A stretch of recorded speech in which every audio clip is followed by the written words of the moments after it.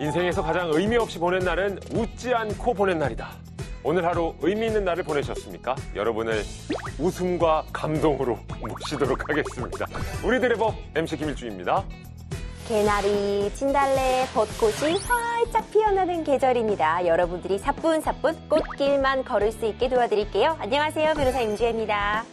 봄은 자연의 언어로 파티를 하자는 뜻이다.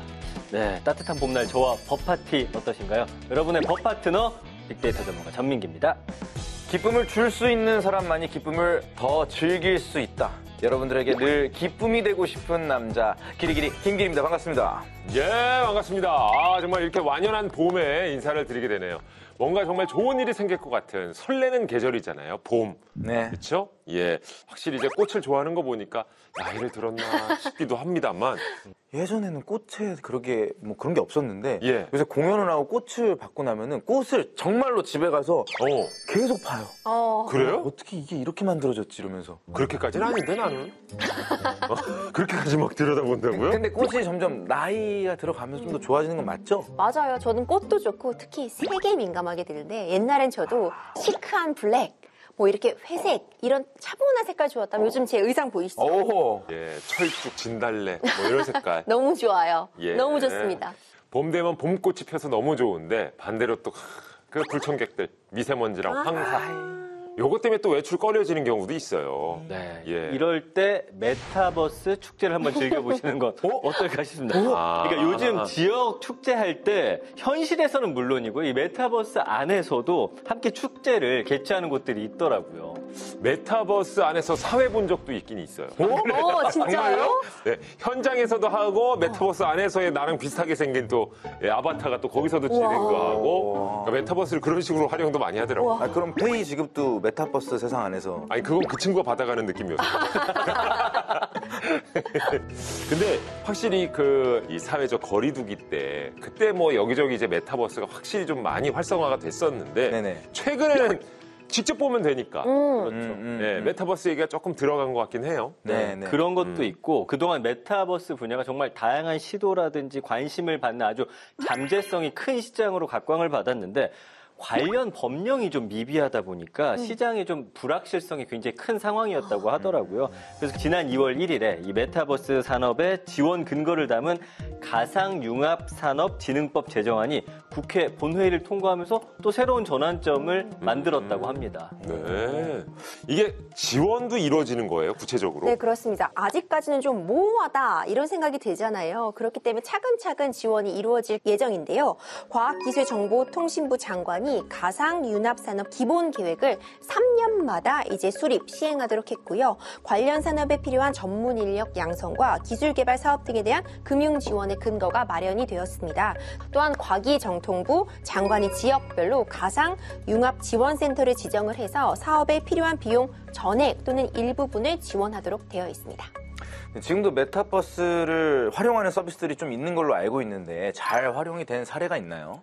국내 60여 개의 대학이 함께 참여하고 있는 메타버스 공유대학, 메타버시티인데요. 이 메타버시티가 2021년 12월 세계 최초로 선보인 메타버스 공유대학 플랫폼으로 전국 60여 개 전문대학교 25만여 명의 학생들이 각 대학별 메타버스 공간인 행성 안에서 실시간 동영상 강의를 수강한다든지 동아리 활동을 한다든지 다양한 대학 생활을 즐기고 있다고 합니다.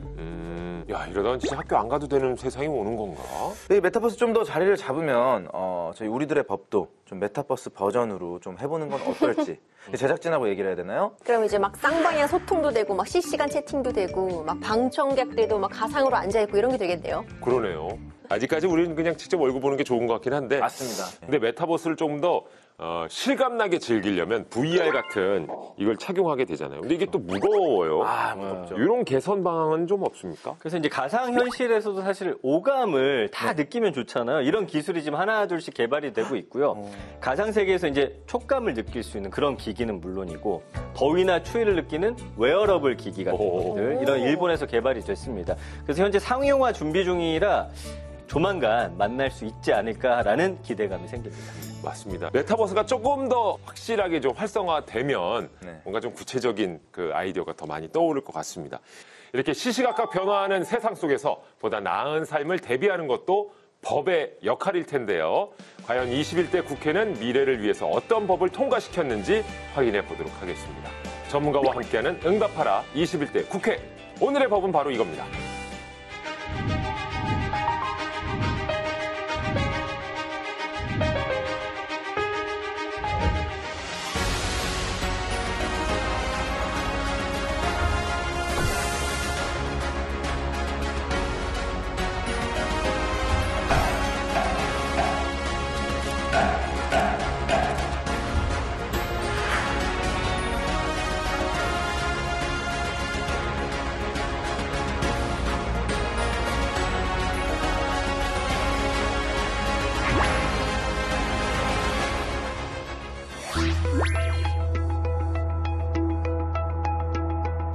People and robots need to work together to make sure that things don't go wrong.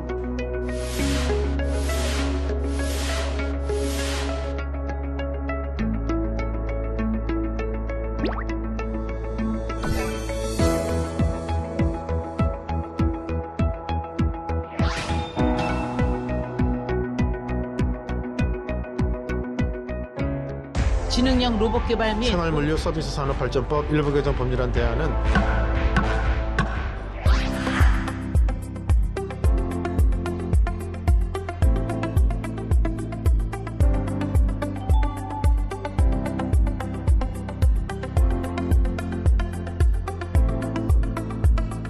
로봇이 엘리베이터를 타는데 네. 사람 없으니까 또 나가고. 이제 그러니까 사람들이 화가 자생이 나죠. 그렇죠. 로봇 전용 엘리베이터가 있다든가 예를 들면 그 인프라까지 같이 겹쳐진다면 훨씬 더 효율적이지 않을까. 로봇이 잘하는 것과 사람이 잘하는 것이 다행히도 딱 분리돼 있어요. 공존하기 위해서는 사람은 사람다워야 되고 로봇은 로봇다워야 된다.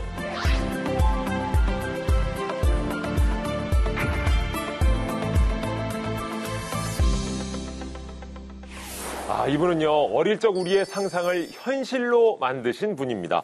우리나라 로봇 기술의 선구자, 국내 첫 인간형 로봇, 휴보의 아버지, 오준호 교수님 자리하셨습니다. 어서 오세요. 예, 반갑습니다. 예, 안녕하세요.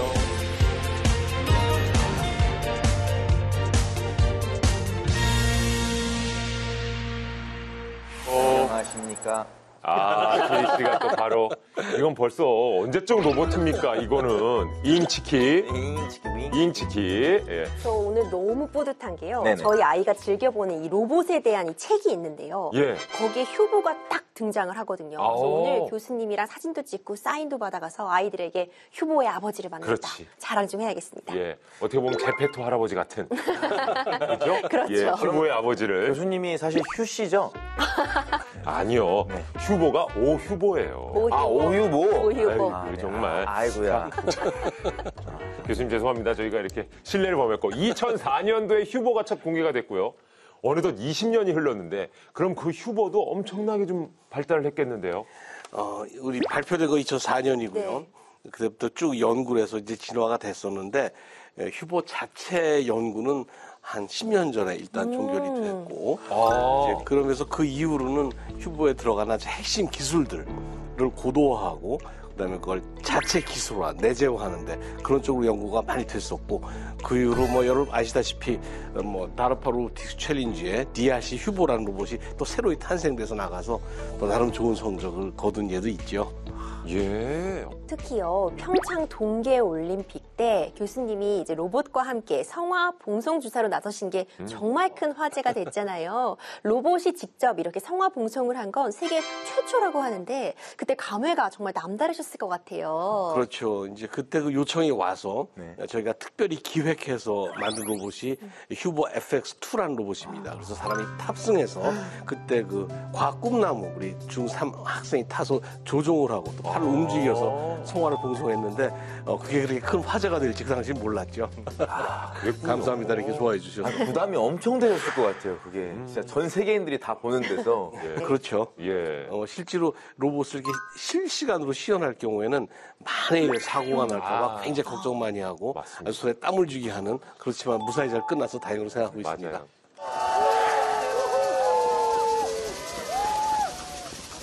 정말 우리가 알게 모르게 이 로봇 기술, 로봇이 우리 일상생활에 빠르게 확산이 되고 있습니다.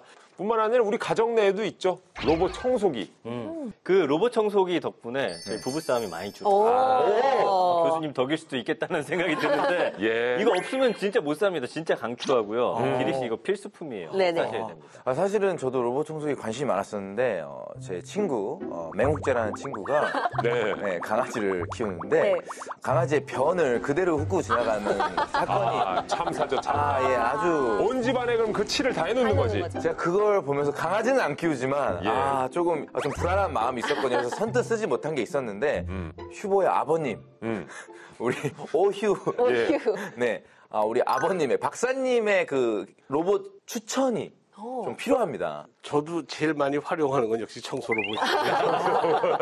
예, 그리고 저희 회사에 가면 커피 서빙하는 로봇이 있습니다. 그래서 자동으로 커피 제조하고 값을 아주 낮춰서 누구나 와서 동네 사람 분들이 드실 수 있도록 두 대가 항상 움직이고 있고요. 예. 그래서 로봇하고 살고 있습니다. 요즘. 예. 아 근데 교수님 정말 깜짝 놀란 게 우리나라의 로봇이라는 게 들어온 게 벌써 1970년대라는 얘기가 있습니다. 예. 생각보다 굉장히 일찍 로봇이 사용이 됐는데 당시 어떤 로봇들이 들어온 거죠?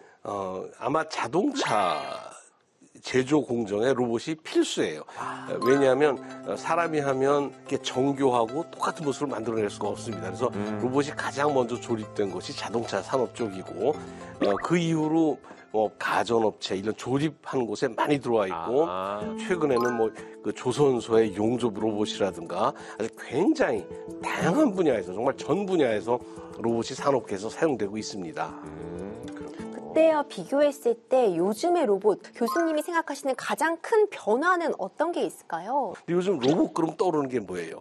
서비스 로봇, 네. 인공지능 로봇. 네. 그래서 로봇에 대한 우리 느낌 자체가 완전히 달라졌다. 네. 그래서 요즘 하면 기본적으로 환경과 사람과 상호작용을 전제로 만들어져 있기 때문에 우리 눈에 사람과 공존할 수 있게 되는 것이죠. 그렇군요. 단순 그 동작을 반복하는 로봇뿐만 아니라 이제는 AI, 인공지능이 이제 탑재가 된 거죠. 그렇죠. 그만큼 로봇의 기술도 발빠르게 변하고 있고요. 우리도 나름대로 마음의 준비를 좀 해야 될 것 같은데 해서 이에 발맞춰 국회도 응답을 했죠. 자, 오늘의 주제 전 팀장이 공개해 주시죠. 네, 응답하라 21대 국회, 21대 국회가 응답한 오늘의 법 주제는 로봇, 인간의 동료가 되다. 이 로봇 산업 관련법입니다. 맞습니다. 근데 정말 이 로봇이 차세대, 그러니까 미래의 먹을거리로 이제 각광을 받으면서 로봇 관련법이 21대 국회를 통과를 했습니다. 자, 과연 어떤 것들이 있는지 임 변호사가 자세히 좀 정리해 주시죠. 네, 가장 대표적인 것이요. 자율주행 로봇의 실외 이동을 위한 법적 근거를 마련한 지능형 로봇법입니다. 지난 2023년에 국회를 통과해가지고 11월 17일부터 시행이 되고 있는데요. 이와 함께 로봇과 드론의 택배 배송을 가능하게 하는 생활물류 서비스법도 국회 문턱을 통과했습니다. 로봇의 이동권을 인정을 하고 음식 배달에서부터 택배까지 관련 산업에 로봇이 활용할 수 있는 그런 근거를 마련하게 되었습니다. 교수님께서는 국회를 통과한 두 개의 법 어떻게 평가를 하시나요?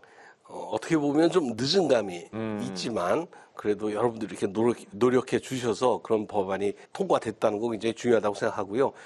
가장 큰 것은 여태까지 우리가 로봇을 길에서 실험하는 것 자체가 법적인 보호를 받을 수가 없었죠. 그래서 이것이 뭐 또 새롭다기보다도 기존에 해왔고 좀 아슬아슬하게 했던 거를 이제는 법제화시켜서 누구나 합법적으로 할 수 있다. 그래서 거기서 우리가 연구자는 좀 더 떳떳하게 그 실험을 할 수 있고 여러 투자자도 그렇고 이런 분들이 다시 시작할 수 있는 용기와 이런 계기가 돼서 굉장히 의미가 있다고 생각합니다.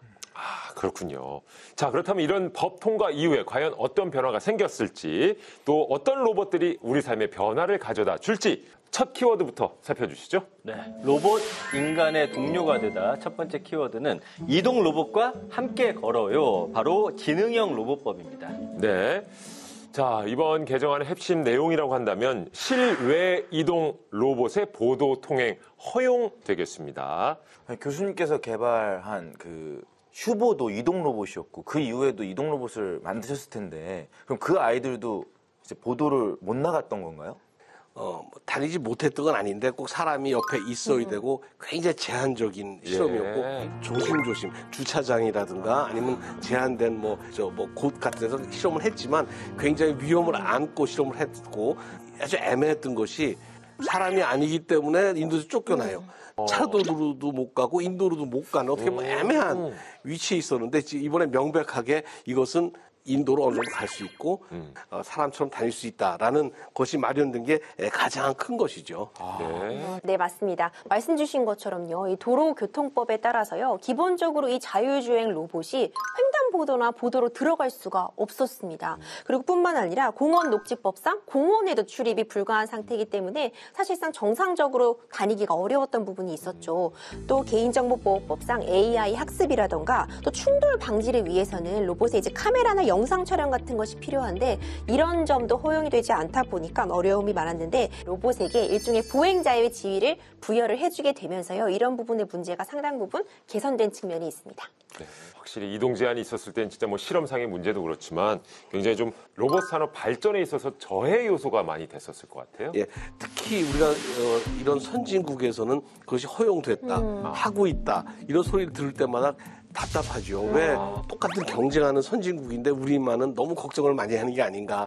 그런데 그런 게 해소된 게 가장 큰 거라고 생각합니다. 예, 아무래도 기대 효과도 좀 크시겠어요. 아, 그럼요. 예. 저희도 지금까지 그 야외 이동 로봇을 개발을 해놓고 마치 실험을 잘 못하고 있었는데 지금도 이제 본격적으로 실험 계획을 짜고 저희도 안전 기술을 만족하는 이제 기준에 따라서 기술을 더 이제 부과할 생각입니다. 네. 그 작년 11월에 법이 시행이 되면서 도로에서 음식 배달하는 로봇이 활동 중이다. 저 뉴스에서도 봤거든요. 교수님 또 어떤 로봇들이 현재 활동을 하고 있나요? 이제 현재는 제일 아마 눈에 띄는 것이 배송 로봇이라고 하죠. 네. 라고 하지만 그 전에 이미 길 안내 로봇, 실내에서는 안내 로봇 같은 것이 있었고 드론 같은 것도 더 본격적으로 움직일 거라고 생각하고 그 다음에 현재까지 그 법이 없었기 때문에 굉장히 보수적으로 그걸 운용하고 있었는데 이게 속도 좀 높여서 실험할 수 있을 것 같고 그래서 여러 가지 우리가 생각할 수 있는 범위의 것도 있다고 생각합니다. 그리고 이제 그 캠퍼스라든가 제한된 공간 그런 데는 좀 적용하기가 용이할 수 있거든요. 그런 데 같은데 좀 더 적극적으로 여태까지 잘 못했지만 적극적으로 할 수 있을 거라고 기대하고 있습니다. 예. 아직까진 못 봤습니다만 이제 길을 걷다가 옆에 로봇이네 하는 경우가 생길 것 같은데 법 규정에 이제 아무래도 도보로 이동할 때 로봇이 지켜야 할 것들도 명시를 해뒀겠죠? 그렇죠. 지능형 로봇법에 따라서 이제 이 도로를 이동할 때 이 로봇에 대해서도 보행자로 도로교통법상 이제 간주가 될 수 있는데 그렇기 때문에 횡단보도를 기존의 보행자들이 다닐 수 있는 그런 길에서 함께 통행은 할 수 있습니다. 그렇죠. 그에 따라서 보행자가 지켜야 되는 당연히 무단횡단하면 안 되고요. 신호도 로봇도 다 준수를 해야 합니다. 예. 이 규정을 위반하면 이 사업자에게 범칙금이 부과가 되게 되어 있고요. 또 실외 이동을 이렇게 조작하고 관리하는 자가 안전에 관한 관리를 소홀히 하게 되면은 20만 원 이하의 범칙금도 부과될 수 있거든요. 이 점도 꼭 유의하셔야 될 것 같습니다. 그러면 아무래도 이 로봇이 이동할 때 실시간으로 정보가 좀 취합이 되고 모니터링을 할 수 있는 그 시스템이 되어 있는 건가요? 만약에 사고가 나거나 이 불법적인 상황이 발생했을 경우에는 좀 바로 조치가 가능해야 되니까. 그럼요. 지금 밖에 다니는 로봇은 네. 메인 서버랑 다 연결돼 있고 이 본부에서 모든 걸 통제할 수 있고 모니터링 할 수 있도록 되어 있습니다. 그것은 물론 법의 규정으로 강제하는 것도 있겠지만 네네. 더 중요한 거는 이 제조자가 그 사고에 대한 무한 책임을 져야 되기 때문에 오히려 법보다 더 조심하죠. 그렇겠네요. 실제로 이 기업을 하거나 연구하는 입장에서 가장 중요한 것이 나가서 어떤 사고를 일으키거나 문제를 일으킨 것에 대한 걱정입니다. 저희가 그것이 얼마나 위험하다는 걸 스스로 알고 있기 때문에 굉장히 조심할 거라고 생각합니다. 제가 생각해보니까 코엑스에서 얼마 전에 걸어다니는 로봇은 아니었는데 이게 다니더라고요. 그래서 제가 그 로봇을 한번 막아봤어요. 아, 네. 로봇 가는 길을 막았다고요? 네, 막아보고 좀 장난을 쳤던 기억이 있는데 사실 성인인 저도 이럴 정도면 예. 아이들은 더 심하게 할 수도 있고. 로봇에게 장난을 거는 경우? 네, 이게 좀 저 같은 인간들을 위해서 좀 조치가 필요할 것 같은데. 예. 로봇 입장에서 이런 그 인간들을 뭐라고 입력해놨을까요? 사실 그것이 이제 인간과 로봇의 공존의 문제입니다. 네. 그래서 그 한 예를 들면 이제 모 기업에서 그 실내 배송 로봇을 만들어서 층마다 이동을 하는데 네. 결국은 퇴출됐어요. 왜냐하면 로봇이 엘리베이터를 타는데 네. 엘리베이터 탈 때 가장 짜증나는 게 탈 듯 말 듯 하다 나가시는 분 아니에요? 네. 그렇죠. 네네네. 로봇이 안전거리를 유지하기 위해서 타고 탔다가 좀 사람하고 부딪히면 또 나가고. 이제 그러니까 사람들이 화가 자생이 나죠. 그렇죠. 그래서 한두 야, 번이지. 같이 못하겠다. 그래서 결국 로봇하고 사람이 공존하기 위해서는 사람은 어깨 싸움도 좀 하고 예를 들어 가고 서로 협상을 해야 되는데 네네. 아직은 로봇이 그 단계까지 못 갔죠. 그래서 로봇은 희생을 감수하고 참고 기다리고 가다 보니까 가깝할 수 있는데 예. 간혹 이 사람이 이제 이렇게 그 지금처럼 장난하거나 반달라이즈라고 그러죠. 이렇게 이제 그렇게 할 수 있는 개연성이 있는데 그거 잘못하면 물어내야 됩니다. 굉장히 비싼 일이기 때문에. 시스템이 또 오류가 날 수 그렇죠. 있으니까. 하면 아마 이 로봇이 법을 어기거나 잘못되면 로봇이 무한 책임을 지겠지만 거꾸로 잘 하고 있는데 이제 사람이 장난쳐서 이걸 파손시키거나 문제 일으키면 아마 그쪽에 배상 책임 있지 않을까요? 우리 변호사님 어떻게 생각하세요? 있어요? 필요하면은 제가 명함 드렸잖아요. 연락 주시면 제가 로봇 측에 서서 무한 책임을 인정할 수 있도록 제가 힘써 보도록 하겠습니다. 예. 자, 이 자율주행이 가능한 로봇이 이제 도보를 이용할 수 있다고 하는데 보행자들의 안전 문제 등을 고려해서 또 여러 가지 기준이 마련된 것으로 아는데요. 어떤 것들이 있습니까? 맞습니다. 이제 인도로 다닐 수 있는 로봇의 무게는 500kg 이하여야 되고요. 일단 무게. 네, 그리고 이제 폭도 80cm 이하로 제한이 되어 있더라고요. 그리고 이동 속도도 무게에 따라서 시속 5에서 15km 이하로 또 정해져 있고 인도로 다니는 로봇을 활용해서 사업을 하기 위해서는 지정된 인증기관에서 운행안전 인증을 또 받아야 됩니다. 또 인증기관은 운행구역 준수, 건널목, 통행이라든지 속도 제한 이런 16가지 항목의 평가를 통과해야 이 로봇에 대해서 보행 면허격인 운행 안전 인증을 내어준다고 합니다. 그걸 받아야 되는 거고요. 예. 자, 해서 현재까지는 이런 안전상의 이유로 로봇의 크기 혹은 속도에 제한을 두는 편인데 아무래도 그런 제한이 있다 보면 로봇의 역할도 축소가 될 수도 있을 것 같은데요. 예. 이 부분도 어떻게 좀 기준 자체가 좀 바뀌어야 된다고 보십니까? 그렇죠. 지금 이 법이 어떻게 보면 최소한의 것을 만들어 놓은 것이기 때문에 로봇의 역할이 지금 우리가 기대하는 것에 훨씬 못 미칠 수도 있고 아니면 우리가 생각지도 않은 곳에 훨씬 더 발전할 수도 있어요. 그래서 우리가 이런 스마트폰이 나올지 네. TV가 이렇게 납작하고 커질지 네. 자동차가 전기로 갈지 아무도 상상을 못했듯이 앞으로 어떻게 발전될지 잘 모를 것이고 이런 것들이 그런 것을 문을 여는 큰 계기가 되는 어떻게 보면 포탈이 되지 않나 하는 생각이 듭니다. 제가 사실 얼마 전에 상상을 하나 했었는데 굉장히 설레이는 상상을 했습니다. 네. 제 정말 친한 우리 동생 중에 하반신이 마비인 박위라는 유튜버가 있어요. 네. 예. 네. 위는 정말 굳게 언젠간 자기가 뛰어다니는 날을 꿈꾸는 친구거든요. 그래서 저도 의료 기술이 발달해서 그런 날이 왔으면 좋겠다라고 생각했는데 아니지. 의료 기술이 아니라 이 로봇이 발달을 한다면은 이 친구가 훨씬 더 빨리 걸을 수도 있겠구나. 이런 사실 상상보다 이제 곧 있으면 그렇게 되겠는데 라는 생각을 했거든요. 예. 그럼요. 그런 날도 올 수 있죠. 실제로 그래서 좀 거동이 불편하거나 할 때 로봇 팔이라든지 로봇 다리 이런 것들은 좀 의료학적으로도 많이 연구되고 이미 많이 연구되고 있고 시작품도 나와 있고 네. 예. 아직 우리가 아주 기대한 것만큼 도달을 못해서 그렇지 많은 진전이 있습니다. 현실적으로. 근데 전 이런 생각도 해봤어요. 왜 아이들 항상 요즘 등하굣길 부모님이 함께 해주시는 경우 많은데 로봇이 정말 더 발전하고 안전성만 좀 확보가 된다면 아이들과 함께 다니는 그런 로봇 이런 것도 머지않지 않았을까 이런 생각도 해보게 예, 되거든요. 우리 다 상상하는 대로 여기서 얼마든지 말씀해도 되고 그걸 기대하면서 우리가 노력해보죠. 이제는 국내에도 법 개정이 이루어지면서 실외 이동 로봇이 가능해졌고 그만큼 관련 산업도 한 걸음 더 뛰어오를 예정인데 자, 국내 실외 이동 로봇이 좀 활성화되기 위해서는 어떤 노력도 뒷받침돼야 될까요? 이제 그걸 이제 인프라의 문제인데 예. 현재 로봇이 사람만이 다닐 수 있는 공간에 로봇이 뛰어들어오는 겁니다. 그러니까 로봇한테는 너무 어색한 공간이에요. 너무 불편한 공간이에요. 자기는 공장에서 그냥 가는 길만 왔다 갔다 하면 좋은데 이런 데 왔으면 사람으로 말하면 밀림 정글에 들어간 겁니다. 장애물. 그렇다면 잘 움직이기 위해서는 로봇을 위한 환경, 다시 말해서 로봇 전용 엘리베이터가 있다든가 예를 들면 로봇이 다니는 길을 옆에 좀 좁게 만들어서 거기 좀 빨리 달릴 수 있게 한다든가 이런 좀 인프라까지 같이 겹쳐진다면 훨씬 더 효율적이지 않을까 하는 생각을 해봅니다. 예, 이제 뭐 길에서 로봇을 만나도 어색하지 않은 시대가 곧 찾아올 것 같은데요. 자, 로봇이 우리와 또 어떤 것들을 함께 할 수 있을지 다음 키워드 소개해 주시죠. 네, 로봇 인간의 동료가 되다. 두 번째 키워드는 띵동, 로봇 배송이 도착했습니다. 생활 물류 서비스법입니다. 예. 자, 이것 또한 로봇의 이제 실외 이동 허용 후에 통과된 법입니다. 이제 로봇이 택배도 배송할 수 있게 된 거죠? 네, 지난해 12월 20일에요. 생활물류서비스업 개정안이 국회 본회의 통과를 했습니다. 기존에는 화물차랑 일용 자동차로만 택배나 이런 배달업을 수행을 할 수 있었어요. 하지만 이제 택배업 배달업의 운송수단에 드론과 로봇이 추가가 되었습니다. 오, 네. 사실 이게 처음에 제시된 게 한 10년 전일 겁니다. 아마존이란 회사가 있죠. 예. 그래서 어느 날 갑자기 발표를 했어요. 우리는 앞으로 물류를 전체 무인화할 것이다. 또 배송은 드론이 할 것이다.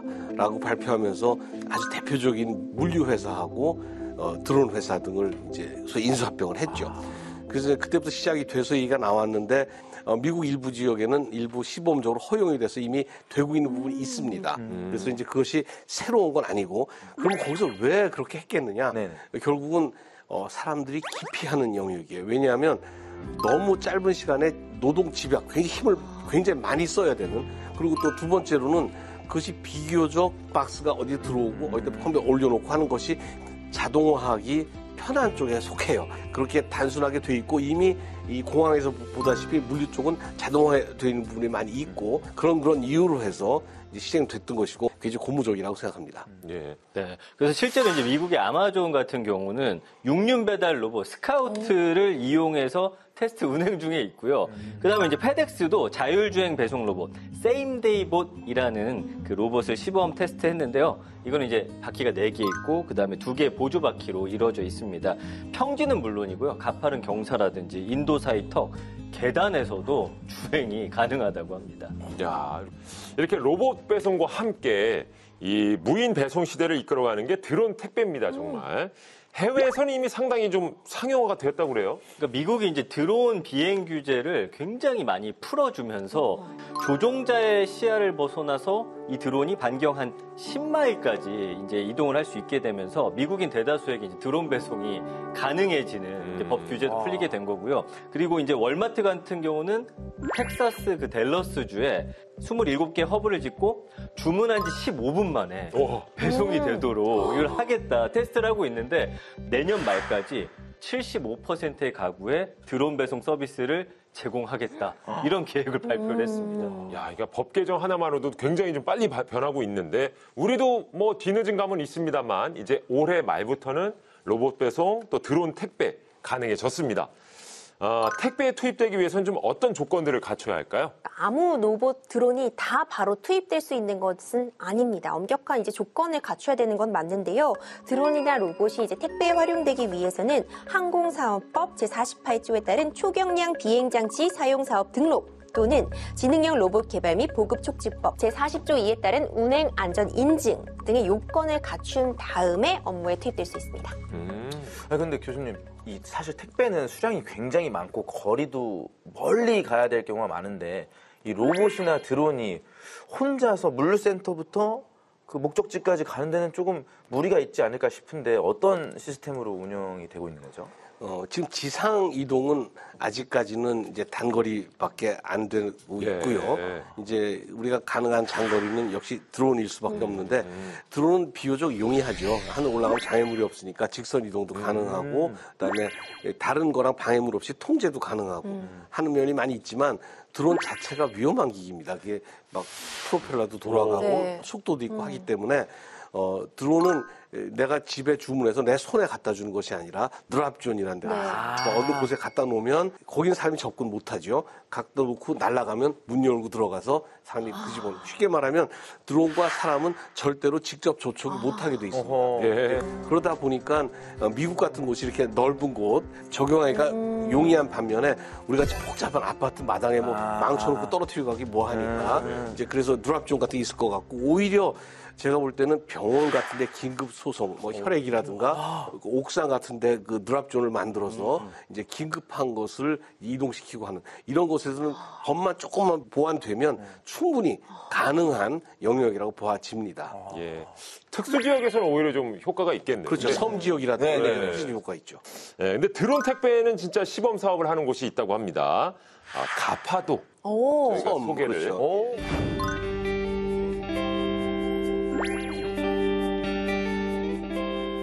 그러면 로봇 택배는 현재 어떻습니까?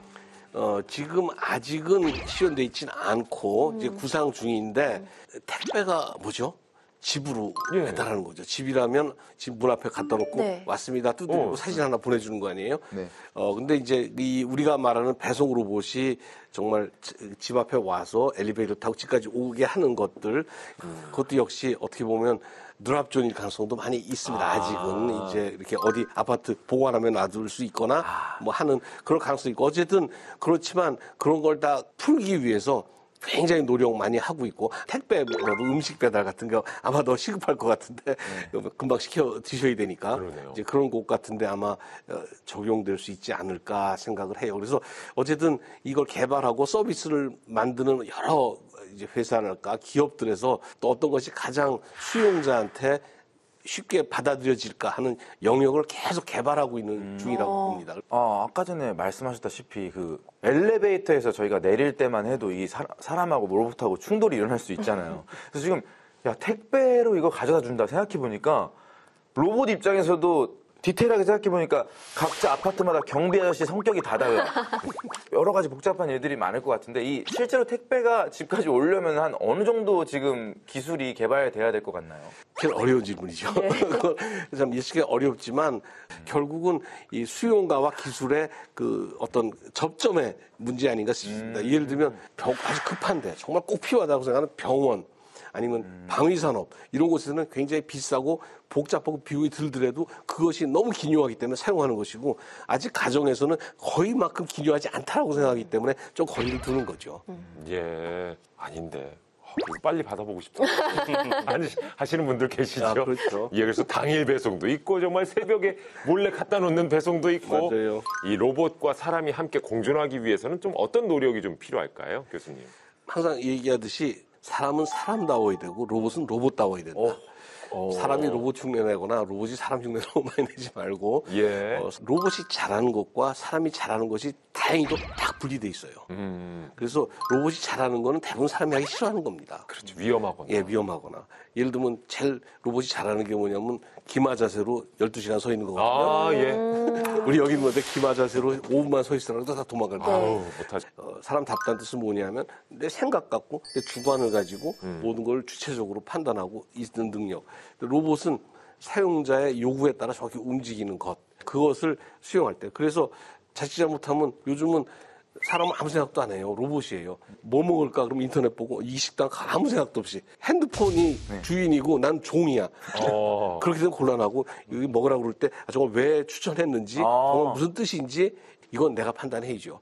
길 갈 때도 어느 길로 갔다 왔는지도 몰라요. 왼쪽 트럭, 오른쪽 트럭. 완전 로봇이야. 맞아요. 로봇. 내비게이션의 음성대로 그냥 보이는 대로 사람이 가니까. 로봇이에요. 인터넷이 하라는 대로 그대로 하고 있잖아요. 그게 과연 사람다운 건가? 그 생각합니다.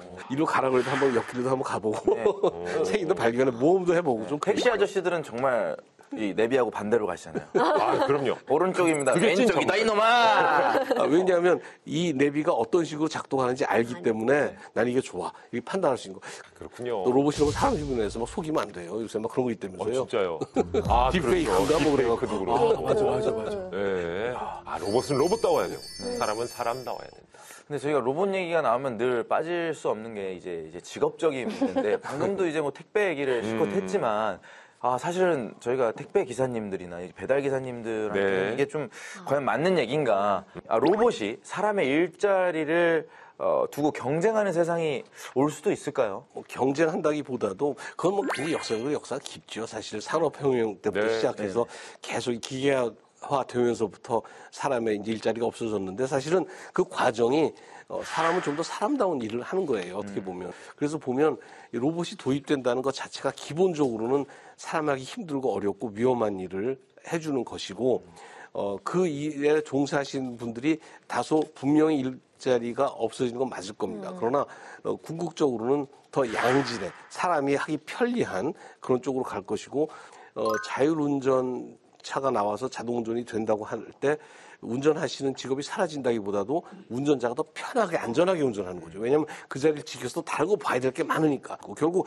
사람의 여유가 더 생기는 거고 이런 쪽의 서비스가 훨씬 더 발전될 거기 때문에 저는 직업의 형태가 변하고 하는 것이지 그것이 다른 더 많은 또 일할 곳을 창출할 거라고 저는 믿고 있습니다. 네. 그리고 진짜 로봇 얘기 나와서 저희들도 계속 배워야 된다고 하시는 말씀이 너무 공감되는 게 예전에는 좀 가전제품이나 TV 안 나오면 일단 한번 때리고 봤거든요. 예. 그것도 돼요. 그것도 기가 막히게 또 많이 들어요. 네, 맞아요.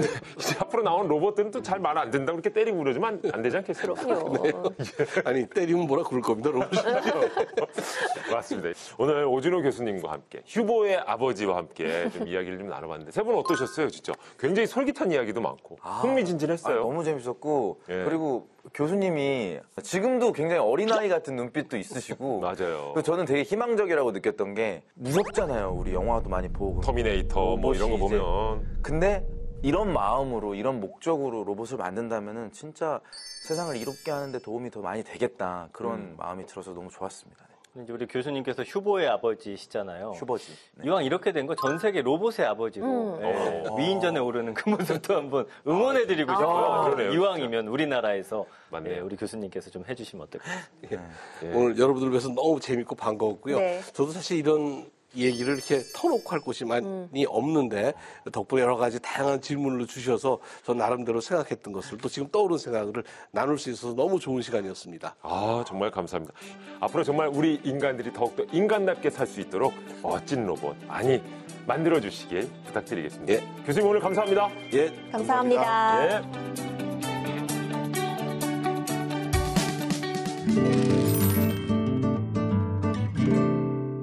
자, 법을 모르셨다고요? 아니면 법을 잘못 알고 계셨다고요? 제대로 법을 읽어드리는 방법을 알려드리는 시간입니다. 법 읽어드립니다. 예.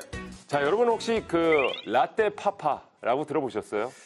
라떼 뭐 파스타치오 뭐 그런 건가요? 다 줄여서 쓰는 말? 네네. 라떼 파스타죠. 이게 한 손에는 라떼를 들고 네. 떠라는 한 손에는 유모차를 끌면서 아이를 보는 아빠. 오호. 라떼 파파. 그러니까 육아에 적극적으로 함께하는 아빠를 뜻하는 말이라고 해요. 좋은 말이네요. 이게 이제 라떼파파가 북유럽에서 유행했잖아요. 저도 근데 주말에는 사실 라떼파파 해본 것 같아요. 한 손에는 커피 들고 한 손에 유모차 끌었던 기억은 있습니다. 그래요. 요즘엔 진짜 뭐 당연히 아빠들도 육아휴직을 낼 수 있고 네. 근데 예전에는 그런 분위기가 아니었기 때문에 그렇죠. 있지도 않았고 맞아요. 인변은 어떠셨습니까? 저도 육아휴직 썼는데 저도 나름 굉장히 대단한 사례였어요. 어떤 사례였냐면 네. 첫째를 낳고 복직을 회사를 다니고 있었어요. 근데 3살쯤 됐을 때, 3살 때 육아휴직을 그때 썼는데 육아휴직을 들어가자마자 맞아. 둘째를 임신한 거예요. 그래서 둘째를 임신해서 육아휴직 중간에 다시 출산 휴가가 시작이 돼서 남은 육아휴직이 사라지는 또 그런 굉장히 복잡한 그런 어떤 하나의 회사의 사례를 남기고 그러네요. 자, 이렇게 사회 분위기가 진짜 확실히 바뀌면서 육아휴직을 사용하는 사람들도 늘었고요. 이제 절대 눈치도 주지 않습니다. 오히려 당연한 거죠. 오늘 법 읽어드립니다. 이 사연은요. 육아휴직과 관련해서 많이들 궁금해하는 부분이라고 하네요. 살펴보시죠. 아이고 애들아 정말 애만 놔두고 갈 거냐? 엄마 아빠 나도 따라갈게. 아들이 아야해서 지금 같이 못 가는 거야. 엄마 아빠가 후딱 다녀올게. 그래 우리 아들 엄마가 딱 100밤만 자고 올게. 아니 그 진짜 100반 맞냐? 그 100반만 자고 진짜 올 수 있지? 여행 가는 게 아니라요. 저희 이민 준비하는 거라 가서 사업 준비도 좀 해야 하고 집도 알아봐야 하니까 가봐야 할 것 같아요. 아니 그럼 100밤이 아니에요? 맨날 나랑 놀아준다고 해요. 아이고 그러게 말이다. 이 육아휴직이라고 해서 좋아했는데 이거 아유 독박 육아하게 생겼다. 할아버지 나랑 있는 거 싫어? 엄마 할아버지가 나 싫다고 했죠. 아니 아이고 할아비가 과자 사줄게. 또 아버님 저희 길이 좀 잘 부탁드려요. 저도 데리고 가고 싶은데 아유 애가 아파가지고. 아버지 저희가 용돈 넉넉하게 보내드릴게요. 조금만 부탁드려요. 아이 그 용돈도 좋지만 그 일찍 오는 게 더 좋아. 그렇지 손주야? 그치 맞아. 아유 비행기 시간 다 됐네. 저희 다녀올게요.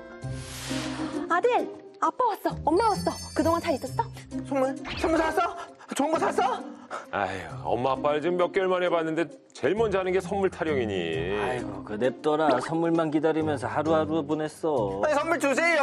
초콜릿, 장난감, 과자, 옷, 신발 다 사온다고 했잖아요. 아유, 여보, 선물을 어디다 놨지? 우리가. 설마 없는 거야?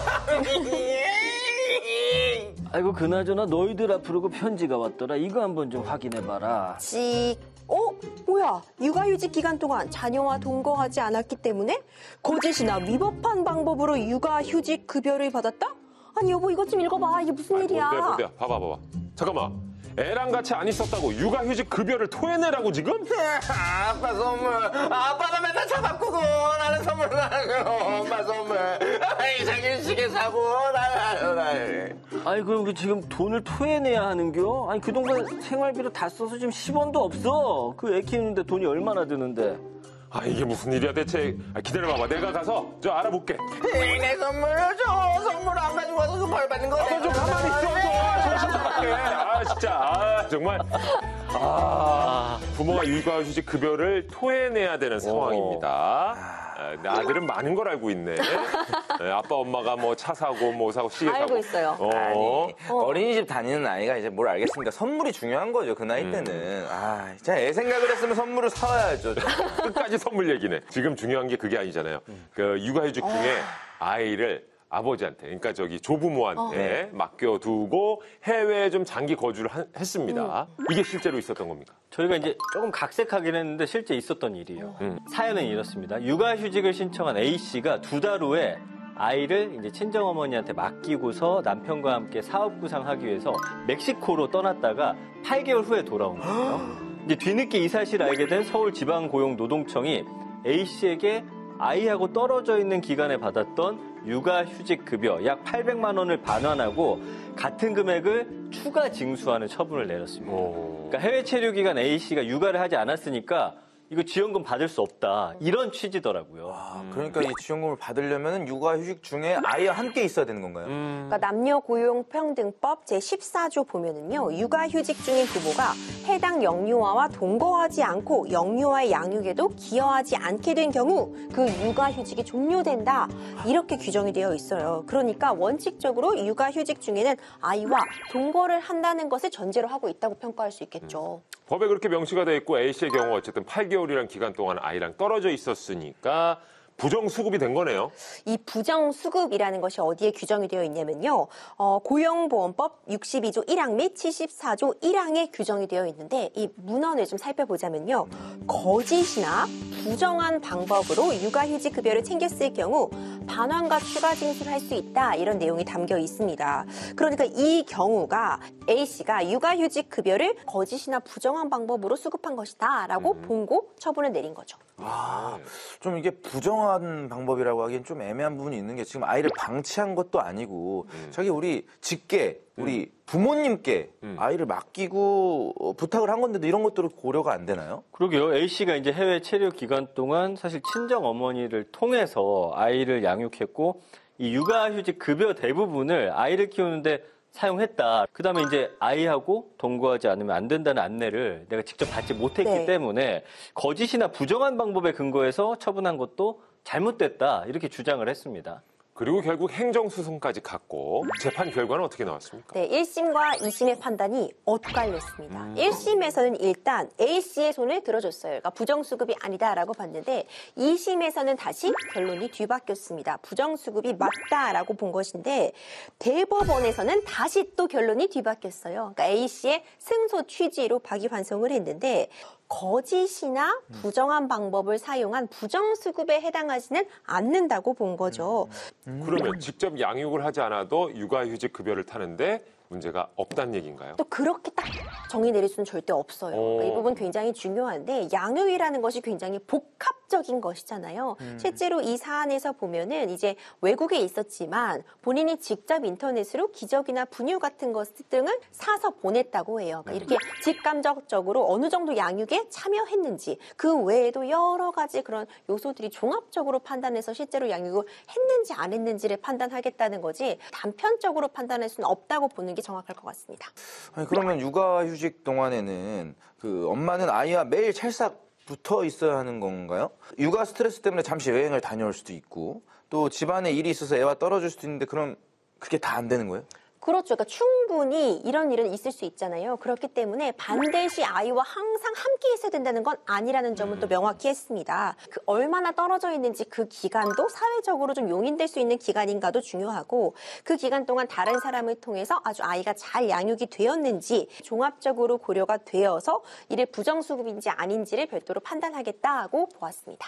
이런 경우는 어떻습니까? 육아휴직 기간 동안에 아이를 내가 돌보면서 뭐 자격증을 딴다든지 아니 공부를 위해서 뭔가 학교를 내가 또 다시 다닌다든지 이런 경우는 어떻게 될까요? 실제로 이런 일이 있었어요. 제주도의 한 경찰관이 자녀 2명에 대한 그 육아를 이유로 2년에 걸쳐서 이제 육아휴직을 네. 신청을 하고 이 기간 동안 로스쿨에 들어가서 이제 학점을 이수를 하게 되는 거죠.